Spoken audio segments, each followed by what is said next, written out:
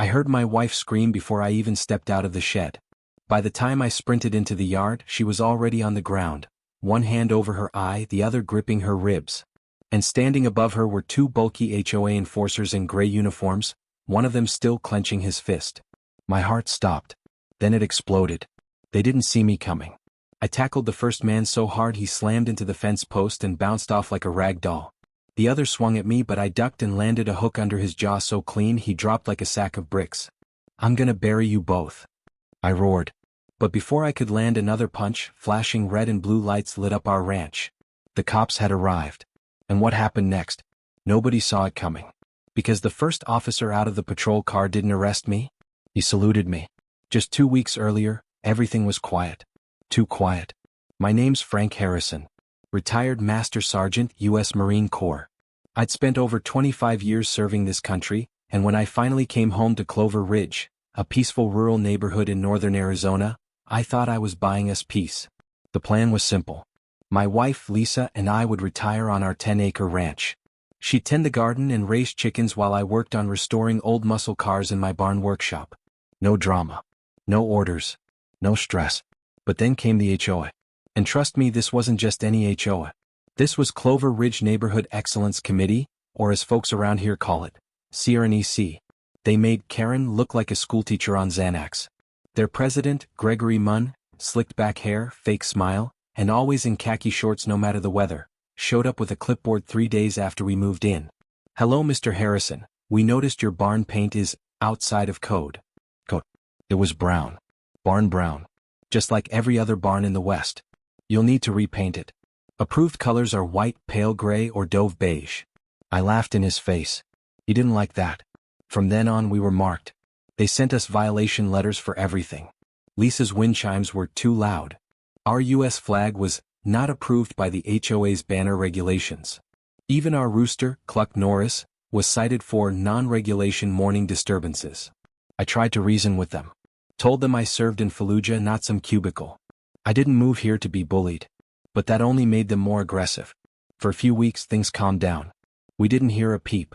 Lisa and I were prepping the ranch for winter, stacking firewood, reinforcing the greenhouse. We thought maybe, just maybe, they had moved on. Then came the notice. Final warning, property non-compliance enforcement scheduled. They were threatening to remove our barn entirely, claiming we had failed to correct our violations. But here's the thing, we never joined the HOA. The original deed from 1982 made that clear. I brought this to Munn. He smirked and said, "That may have been true then, but since we annexed this road under our charter last year, your lot's under our purview now." My blood boiled. That wasn't how annexation worked. But they were counting on us not knowing that. The next morning, while I was in the shed rewiring an old Mustang, Lisa went outside to confront the enforcers. They'd parked a big black SUV across our gravel driveway, blocking access. 2 men in matching HOA polos were hammering a condemned HOA removal in process sign into the ground. Lisa, sweet but fierce, stormed over and shouted, "You get that trash off my land. Or I will." They laughed. "You're trespassing, ma'am." "Step away," one said. "This is my property," Lisa yelled. I couldn't hear the rest, but I heard the slap. Then the scream. I dropped the wrench and ran. That's where we began. Lisa on the ground. My fists flying. Enforcers falling like bowling pins. But it was what happened after the cops arrived that changed everything. Because once they stepped out of their cruiser, they didn't raise a weapon. One of them looked at me and said, "Sir, is that your wife? We got here as fast as we could." I blinked. "You're not with the HOA?" He pulled out a badge. Not a police badge. It was federal. And the next words out of his mouth? "Your neighbors called in a stolen federal veteran ID tag." But that was a setup. We've been watching the HOA for weeks. And your case just made things personal. Lisa was still clutching her side. The enforcers groaned on the dirt. And the federal agent reached for his radio and said, "Activate Phase 2. We're bringing down the whole HOA. Let me take you back 5 months earlier. When we first met Gregory Munn, he actually showed up with cookies. He welcomed us to the neighborhood, talked about preserving community standards, and even said he'd served in the Coast Guard." I remember shaking his hand. "From one veteran to another," I said. He smiled too easily. Looking back, it was all an act. Soon after, he started snooping. One time I caught him walking around our tool shed. "Just checking for compliance," he said. Lisa told me to let it go. But I knew better. Military instinct never leaves you. Something about him didn't add up. A month after that, we started getting letters, fake citations taped to our door. HOA fees for unregistered structures, even though we were legally exempt. I contacted a lawyer. He laughed when he saw the HOA's claims. "You're not even in their jurisdiction," he said. But somehow the county records had changed. Our plot now showed as voluntarily annexed into the HOA territory, something neither Lisa nor I had ever agreed to. We filed an appeal, but it kept getting lost in the system. So I started doing some digging. It felt like we were being swallowed. Neighbors started ignoring us. Our mail began arriving torn open. One night, we found nails scattered across our driveway. Lisa started sleeping with a flashlight and pepper spray under her pillow. I tried to comfort her, but I was boiling inside. Every fiber of my being wanted to strike back. But I needed proof. So I installed cameras, hidden ones, across our property. And one night, those cameras caught exactly what we needed. 3 men in HOA polos broke into our barn at 2 a.m. They didn't steal anything. They planted something. The next day, we got a notice that we had illegal electrical wiring in a storage facility. But I had the footage. And I didn't call the local police. I uploaded it straight to an encrypted portal I still had access to from my old military days, one that fed directly to federal agencies investigating corruption and property fraud. Within 48 hours, a black SUV showed up at the diner where I usually had coffee. That's when I met Agent Reese. Agent Reese was no nonsense. Buzz cut, Oakwood stare, wore his suit like a Kevlar vest. "Mr. Harrison," he said, sliding into the booth. "We've been watching the Clover Ridge HOA for a while. But your footage, this changes everything." He told me everything. Turns out, Gregory Munn and his enforcers weren't just power-hungry volunteers. They were part of an organized property scam ring. They'd falsify annexation documents, intimidate older residents, drive them out, and then sell the homes off through dummy corporations for massive profits. "We believe your barn is sitting on a land strip Munn wants for an expansion deal," Agent Reese said. "He's been trying to push you off. But he underestimated who he was dealing with." I nodded. "You give me the green light," I said, "and I'll play bait." He didn't even blink. "We were hoping you'd say that." So we waited. The enforcers came with hammers, trucks, and ego. They didn't expect resistance. They definitely didn't expect Lisa. She had no idea we were being watched from the tree line by hidden agents. The plan was to let the enforcers cross the line, then swoop in. But they hit her. That wasn't part of the plan. I lost control. My training took over. One of them is probably still chewing through a straw. But the reaction? The agents weren't angry. They were impressed. "You blew the cover," Reese said. "But you just handed us probable cause on a silver platter." That same night, I watched from my porch with Lisa, her eye now swollen, but her spirit unshaken, as federal agents raided the HOA office 3 blocks down. Black vans. Flashlights. Doors kicked in. Gregory Munn was dragged out in handcuffs, shouting, "You'll regret this. I own this town." But he didn't own anything anymore. Agent Reese stopped by before midnight. He gave me a file. Photos. Statements. Affidavits from neighbors who had been too scared to speak before. "You started a wave," he said. "They're all coming forward now." As Reese left, I turned to Lisa. "We're safe now," she whispered. I wanted to believe her. But the next morning, we woke to find something else nailed to our front door. A letter. Handwritten. No signature. "You should have stayed quiet. We're not done." I stared at the handwritten letter nailed to our front door. "You should have stayed quiet. We're not done." The paper was soaked with early morning dew, but the ink hadn't smudged.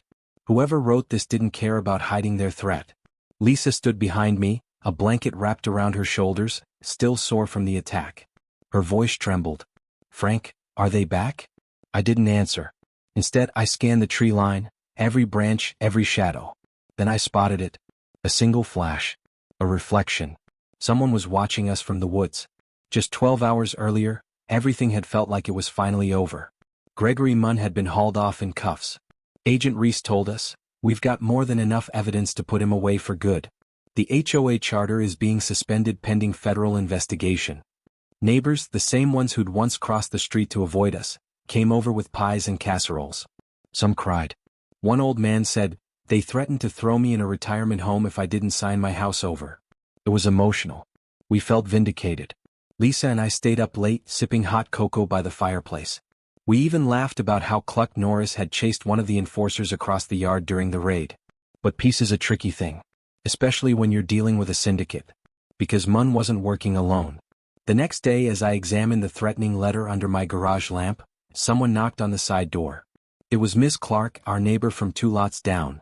68, always wore a sun hat and never spoke more than 2 words in a row. Until now. She stepped inside, pulled down her collar, and revealed a yellowing bruise on her shoulder. "They hit me too," she said. "Back in March." My fists clenched. "They told me I'd lose my pension if I told anyone." Said the HOA had friends in the county clerk's office and maybe even the sheriff's department. That's when it clicked. This wasn't just an HOA scam. It was a network, deep, dirty, and bigger than we imagined. And we just pulled back the curtain. I'd had enough. I went out back to my locked military trunk buried under tools in the barn. Inside was a dusty satellite phone, dog tags, and a worn black notebook filled with old contacts from my years overseas. I didn't hesitate. I flipped it open to a name. Ray Talone Bishop, former recon, now private security and cyber forensic specialist. I hadn't spoken to Ray in over 6 years. But when he picked up, his voice hadn't changed. "Frank the Tank?" he chuckled. "I need your help," I said. "I've got a war on my doorstep. I'll be there by sundown." While waiting for Ray, I found Lisa on the back porch crying quietly. She tried to hide it, but I knelt beside her. "I was just trying to stand up for us," she whispered. "But when he hit me, I felt powerless, like nothing I did mattered." I pulled her close. "It did matter. You stood tall when I wasn't looking. You protected our home." She looked up. "But what if they come back?" "They will," I said. "And this time, we'll be ready." Ray pulled up just after sunset in a beat-up Dodge Charger with blackout tint and front-facing camera mounted on the grill. Out stepped a 6 feet 4 inches shadow of muscle and attitude, wearing combat boots and chewing a toothpick. He grinned. "Heard you stirred a hornet's nest." He brought gear: drones, surveillance monitors, satellite imaging tools. Within hours, Ray had the entire property gridlocked with sensors and motion alerts. He also traced the handwriting from the letter to a printer used in the HOA's old clubhouse. But the real shocker? One of the enforcers I'd knocked out, Derek Stokes, was released on bail within 24 hours. Posted by a county official. Guess who? Sheriff Thomas Kane. The same sheriff who hadn't responded to any of our HOA complaints for months. Ray wasn't done. He handed Lisa a second envelope. "Get this to Agent Reese now. We're triggering the kill switch on the network." Lisa ran back inside. I walked toward Kane. "Whatever hole you crawled out of," I growled, "I'm gonna seal it shut." He stepped nose to nose with me and whispered, "You have no idea who you're up against." That's when Ray's laptop pinged from the barn. Incoming data from the drones. License plate matches. Phone GPS data. Audio. Everything. Kane's voice recorded on a phone in the thug's pocket. "Make it hurt. Make sure they back off or disappear." Ray turned the laptop toward me. "You want to end this?" I nodded. He hit send.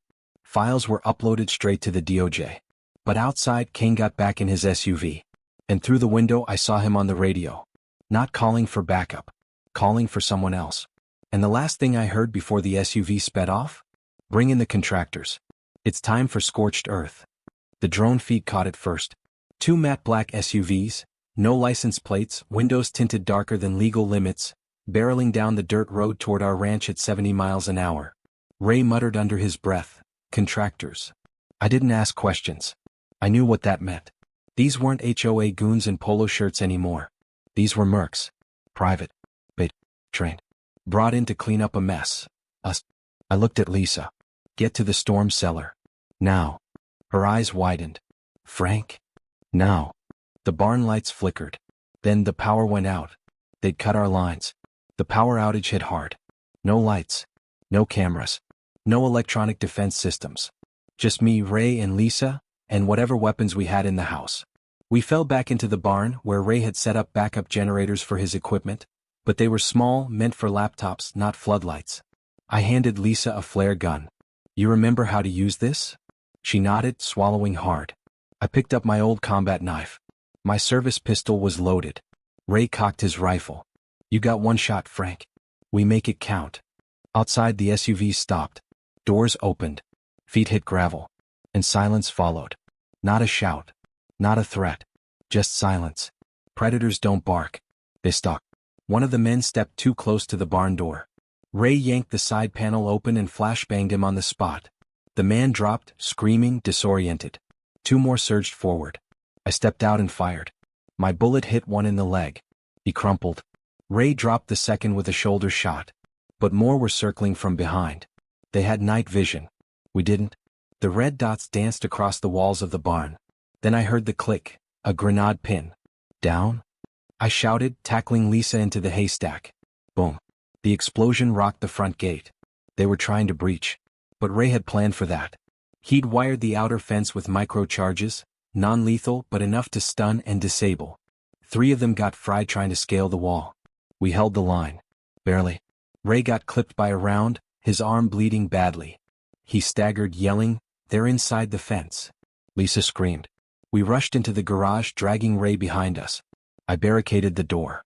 Lisa ripped a piece of curtain and wrapped Ray's arm. "We're not going to make it," she whispered. "Yes," I growled, "we are." Because just then, the drone Ray launched earlier finally came back online, connected through a tethered satellite ping. And the feed showed 5 more SUVs approaching from the back road. I cursed. "We're boxed in." But Ray grinned. "No, look again." Out of those 5 SUVs, 4 had government plates. And behind them, a black military Humvee. Doors burst open. Federal agents in tactical gear stormed in, weapons drawn, shouting commands. "Federal agents, drop your weapons." The mercenaries froze. Some resisted. Big mistake. In under 5 minutes it was over. 3 mercs tackled. 1 tased. 2 arrested. 1 bleeding from a shoulder wound and crying like a child. Sheriff Kane?